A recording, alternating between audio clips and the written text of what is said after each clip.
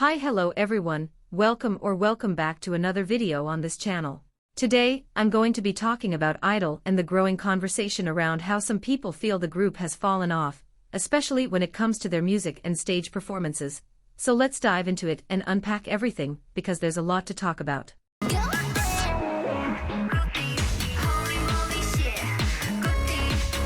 To start off, it's pretty clear that I-DLE has gone through a big transformation, particularly after Soyeon left the group. Since her departure, they've released Tomboy, Next, Queen Card, Super Lady, Klaxon, and now Good Thing. For a lot of fans and casual listeners, it feels like the quality of their music has been dropping with each comeback, and I think I might have a theory as to why that is. Before we get into that, let's remember that I-DLE has never been the kind of group to stick to just one concept throughout their career.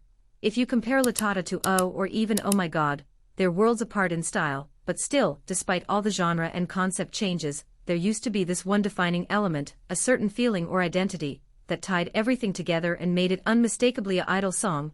These days, that defining spark seems to be missing. Now, I don't know for sure if that spark was Soyeon herself, because we can't deny how important she was, both musically and personally, to the group's dynamic, or maybe it was something else entirely, but whatever it was, it's not there anymore, and I'm curious, don't you feel like the songs they release now don't really have that signature I-DLE essence? I genuinely don't think it's just about switching up the concept. Let's take Good Thing as an example. It's not a bad song by any means, but at the same time, being not bad shouldn't be the bar for I-DLE. Their standard has always been higher, and I totally understand that some people enjoyed the song, especially since it explores a genre they hadn't tackled in a title track before, but for me personally, it just doesn't hold up compared to their past work. It almost feels like the song is trying to mimic that old-school, second-generation K-pop vibe. In particular, it really gives off some strong 21 energy, but here's the thing, it doesn't feel genuine. There are so many English lyrics, which we'll get into in a bit, and that would have been unthinkable back in the second gen. I know music evolves, and that's normal, but that doesn't mean every direction is a good one. To back this up with numbers, Good Thing pulled around 370,000 streams on Spotify on its first day, which is much lower than their previous comebacks, so it's not just a gut feeling. There's a measurable decline in excitement and reach. That said, the drop in streams isn't mirrored in album sales, since We Are is their third best-selling album in terms of first-week numbers, so clearly the fanbase is still showing up to support.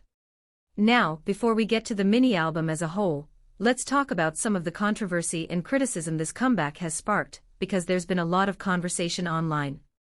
One major complaint I've seen, and honestly kind of agree with, is about the song structure and how predictable the line distribution has become. It's almost always Soyeon leading the intro, then Minnie, followed by Miyeon, then Yuki, and finally Shuhua. Sometimes Soyeon even ends up singing throughout the whole song, and that's led to this growing sentiment that she's become the only reason these songs are released in the first place. Now don't get me wrong, Soyeon is the center of the group, so it's natural for the concepts to revolve around her to some extent, but there's a fine line between designing a concept with someone in mind and making that concept so tailored to one person that no one else feels like they belong in it. Some people think it's about the styling, like Soyeon's hair or aesthetic, but I don't think that's what makes her stand out. It feels more like she's just the only one getting real focus or attention in the final product, and I say this as someone who genuinely likes I-DLE. This isn't coming from hate, it's just something that's become hard to ignore. And if we're being honest about who seems the least engaged, that would be Shuhua. Again, I don't want this to sound like I'm bashing her, because that's absolutely not my intention, but it's noticeable that she often looks disinterested during performances. Some fans have said that's part of her character in the Good Thing MV, that she's supposed to look indifferent on purpose, but my question is, why give her that role at all? Especially when she's already faced criticism in the past for lacking facial expression on stage. If it was a creative decision, I really don't think it helped her image. And if you're going to commit to a role like that, commit all the way, because in some parts of the performances, you do see her smiling and performing with energy, which just confuses the audience. Minnie plays a similar bad girl role in the MV, but she makes it fun and consistent, and that's the difference. All of this has re-sparked the old debate about whether Shuhua is talented enough to be in the group. We all know she's been criticized for not having the same level of development in her skills compared to the others. She used to get very few lines because of vocal challenges in both the studio and on stage, so giving her a performance with no expression, if that was a stylistic choice, only makes that issue worse. Moving on to the lyrics, this is something I've complained about before with I-DLE, and it's worth saying again. Not every song has to be a deep social commentary or have some groundbreaking message. It's okay for a song to just be fun and kind of meaningless, but what's not okay is trying to convince people that it's meaningful when it clearly isn't. Besides, I understand that there are times when the language is molded to fit the melody, but if that's your go-to strategy every comeback because your ideas don't naturally fit the music, it starts to feel forced. I have to say that in Good Thing it hasn't been as blatant as in other songs like Wife, but there are still parts that make no sense in English.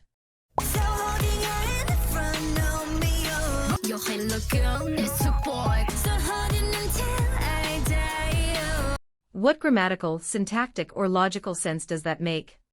Let's also touch on the teaser controversy.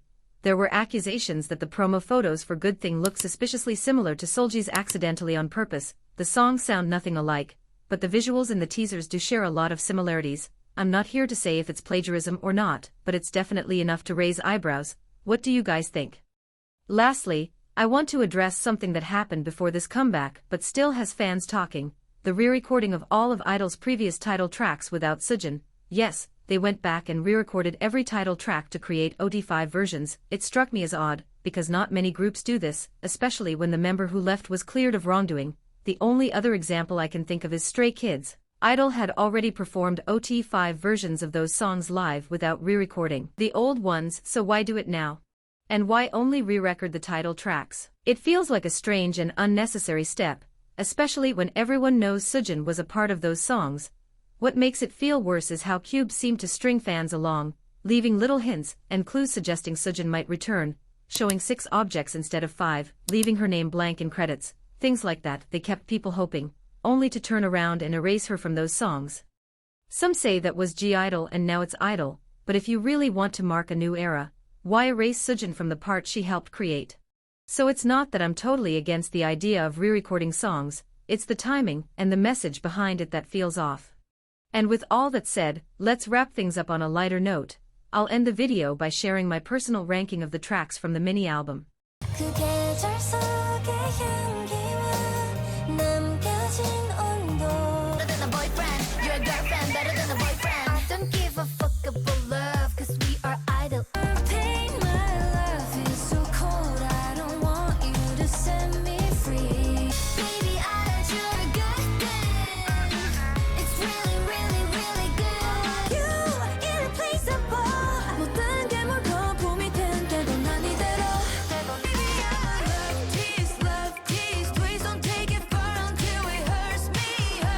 And this has been all. I hope you like it. Make sure to like and subscribe if you did. It would help me a lot. See ya.